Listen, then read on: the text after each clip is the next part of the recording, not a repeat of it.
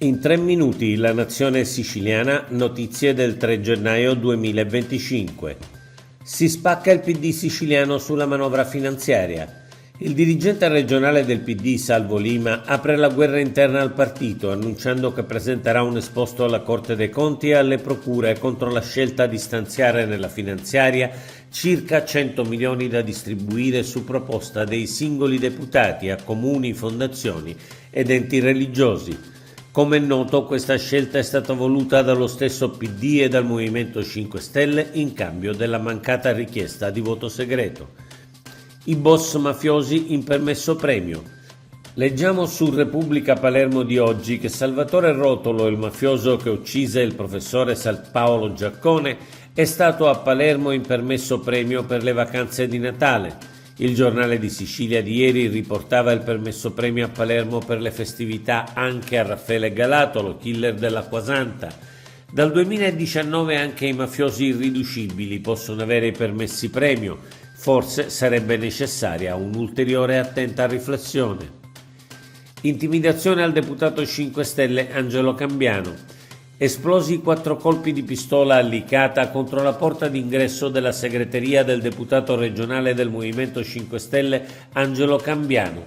Cambiano è stato sindaco di Licata e ha concentrato molte delle sue attività contro le costruzioni abusive nella cittadina dell'Agrigentino. Solidarietà totale bipartisan dal presidente Schifani, dal presidente dell'Ars Galvagno e da tutte le forze politiche della sinistra e del centrodestra. Da domani partono i saldi in Sicilia. I saldi invernali in Sicilia partiranno domani 4 gennaio 2025 e si concluderanno il 15 marzo, in linea con le date del resto del paese. Lo stabilisce un decreto a firma dell'assessore regionale delle attività produttive Edita Maio, che ha assicurato che l'assessorato delle attività produttive continuerà a monitorare l'andamento delle vendite e a promuovere iniziative per sostenere il commercio regionale. Aeroporti nella manovra contributi a Trapani e a Comiso. Nella manovra finanziaria sono stati previsti importanti contributi per il sistema aeroportuale esterno ai 2 aeroporti principali.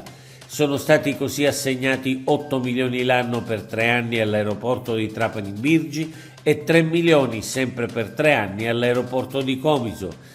I fondi sono destinati a promuovere i collegamenti aerei e incrementare il traffico passeggeri e consolidare i 2 scali sia a livello nazionale che internazionale.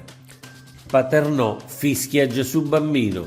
Uno spiacevolissimo episodio che leggiamo sul quotidiano La Sicilia di oggi si è verificato il 1 gennaio a Paternò nel corso della tradizionale processione del Gesù Bambino. Al rientro nella piazza centrale con la processione ferma per i giochi d'artificio vi sono state grida e fischi nei confronti della processione da parte di un folto gruppo di stranieri.